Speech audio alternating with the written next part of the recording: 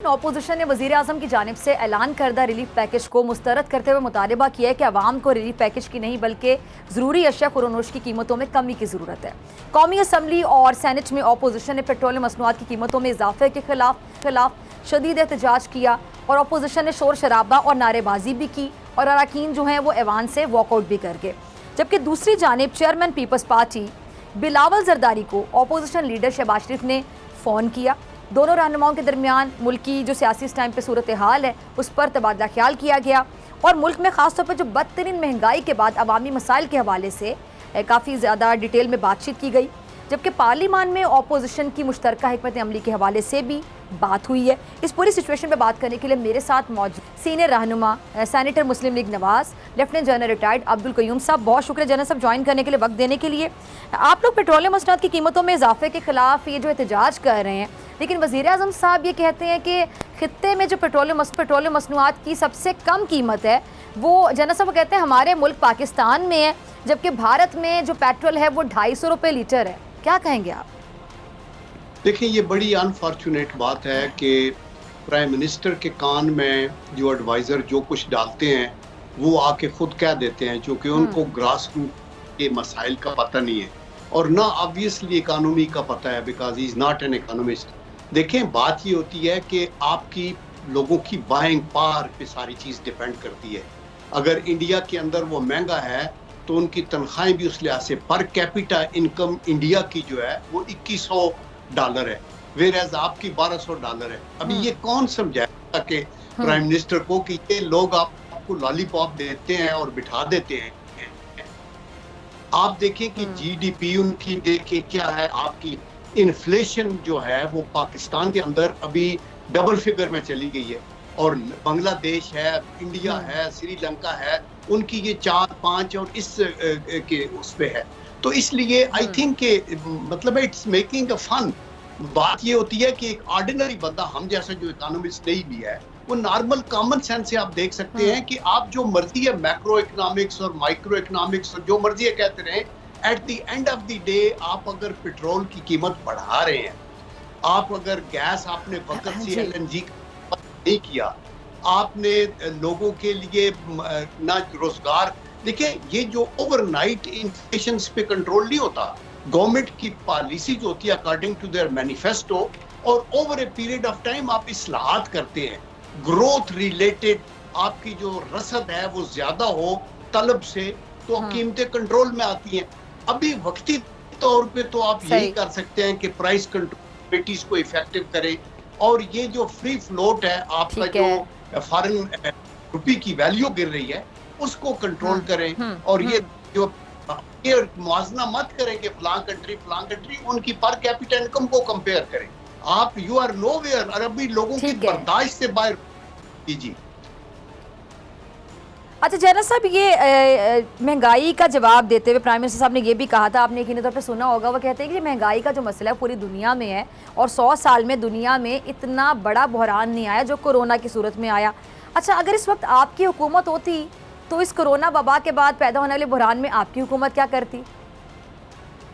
देखिए, ये prime minister ठीक कहते हैं कि पेंडेमिक का इम्पैक्ट ग्लोबल इकोनॉमी पे जरूर हुआ है, एम्प्लॉयमेंट भी हुआ और अपना कंट्री भी टू अ ग्रेट इम्पैक्ट हुआ होगा एंड हुआ है।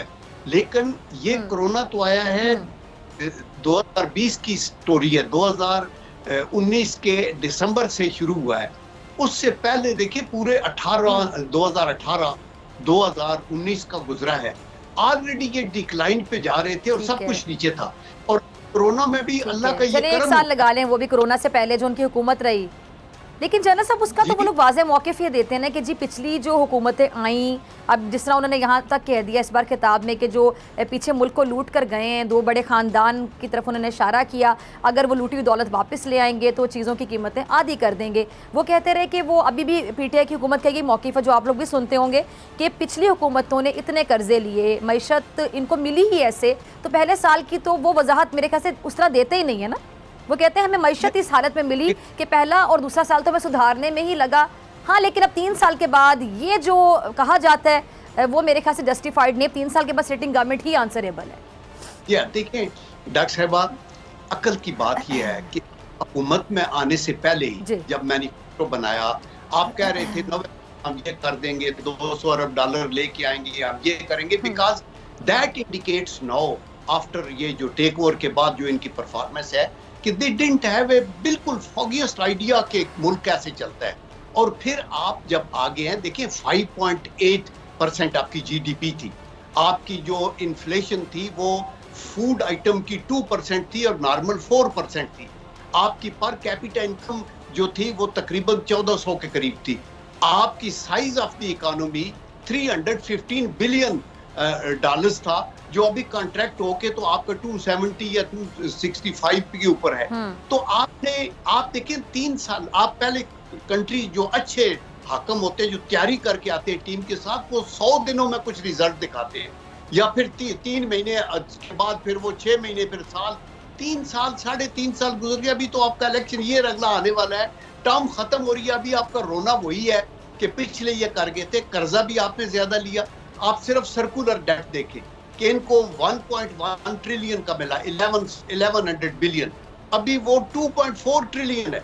यानी आप अगर नेट से कम नहीं कर सके तो आगे तो ना बढ़ने देते, अगर आप इतनी एफिशिएंट थे। अभी तो इन्होंने, और स्टेट ओन्ड एंटरप्राइजेस का हाल भी आप देख ले, तो इसलिए ये बहुत डेंजरस सिचुएशन है और ये पाकिस्तान इसका मुतहम्मल बिल्कुल नहीं हो सकता। एंड आई एम श्योर कि those people who are concerned with national security, उनको ये रियलाइज, सिर्फ आर्म फोर्स सिक्योरिटी नहीं देते बल्कि इकोनॉमिक सिचुएशन भी देती। ठीक, अच्छा जनरल साहब, साबिक वज़ीर-ए-आज़म शाहिद खान अब्बासी साहब ने कुछ फरमाया था, टीम होगा ज़रा चलाइएगा ताकि जनरल साहब आप भी सुने, नाज़रीन आप भी सुनिएगा, फिर मैं आपसे सवाल पूछती हूँ जनरल साहब। ठीक है जनरल साहब, आपने भी सुना शाहिद खान अब्बासी साहब हैं और ये नवाज़ लीग के इतने सीनियर रहनुमा हैं, वो ये कह रहे हैं कि तमाम मसाइल का जो हल है, सोल्यूशन है, वो शफाफ इलेक्शन में है।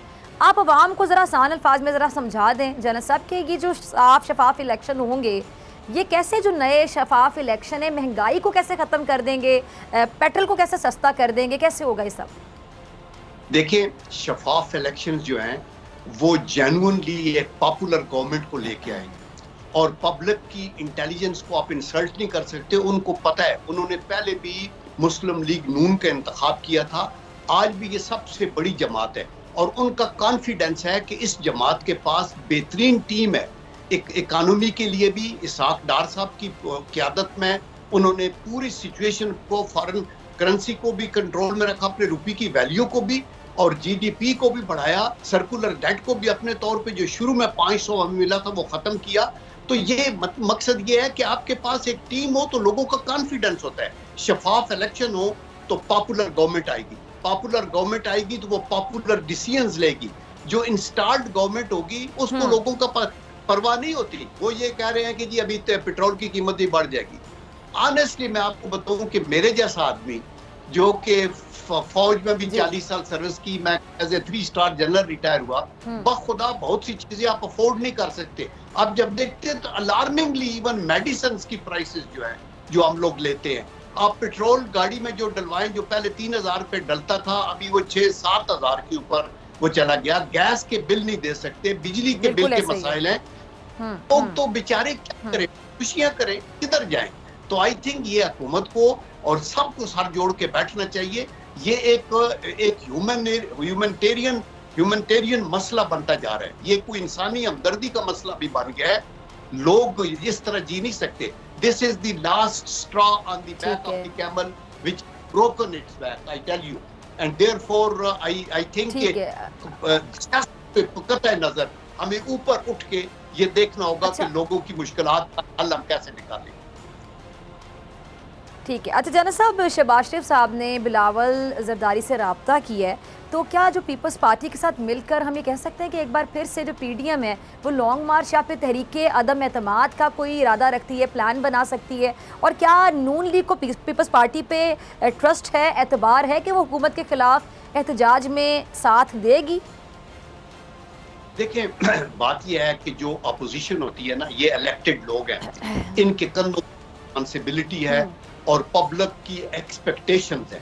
वो ये समझते हैं कि अगर इतनी महंगाई हो रही है और वन साइडेड मत अपनी मनमानी करके बुलडोज कर रही है, कभी ऑर्डिनेंस निकालते हैं, कभी कीमतें बढ़ा देते हैं विदाउट पार्लियामेंट के अंदर डिस्कशन किए बगैर, तो अपोजिशन इकट्ठी होती है और ये खुश आइंद है कि पार्लियामेंट के अंदर आज पीडीएम में ये दोनों जमातें अलग हुई, जो अनफॉर्चुनेट है और ये इनको शायद फिर इकट्ठा होना पड़ेगा, लेकिन पार्लियामेंट के अंदर leader of the opposition Shahbaz Sharif साहब की क़यादत में पूरी अपोजिशन मुतहिद है और यही उनका रोल वो आगे कर रहे हैं। जहां तक पीपल पार्टी के ऊपर एतबार का ताल्लुक है, देखिए पीपल पार्टी जेन्युइनली एक ग्रास रूट लेवल की पार्टी है। 3 दफा उनके प्राइम मिनिस्टर रहे हैं और अभी उनकी क़यादत बहुत बड़ा वैक्यूम आया है बेनजीर भुट्टो साहब के जाने के बाद। Bilawal is trying his best, तो he will also learn with the passage of time. We will have to unite on one point agenda, and that is कि लोगों को महंगाई से कैसे जान छुड़ाई जाए और इस हुकूमत से कैसे जान छूटे।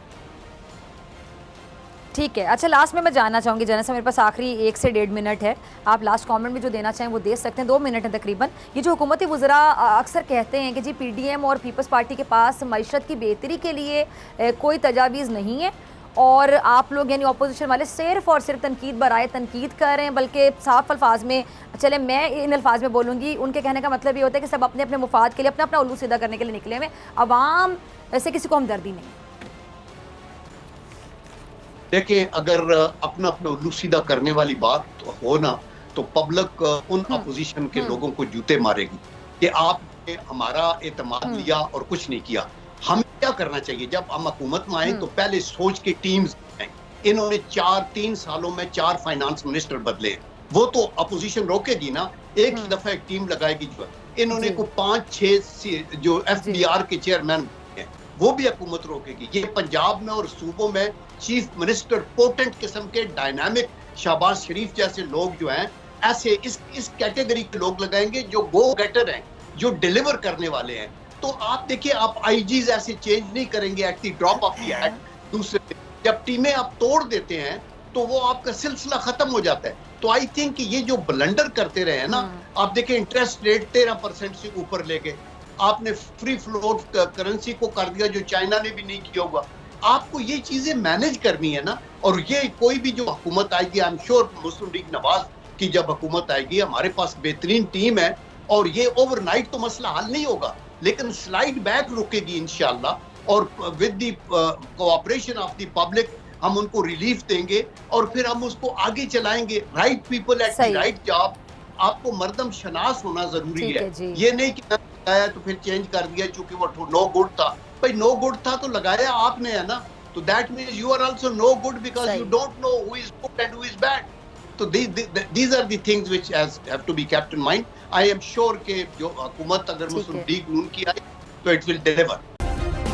सब्सक्राइब करें और बेल दबाएं ताकि कोई खबर रह न जाए।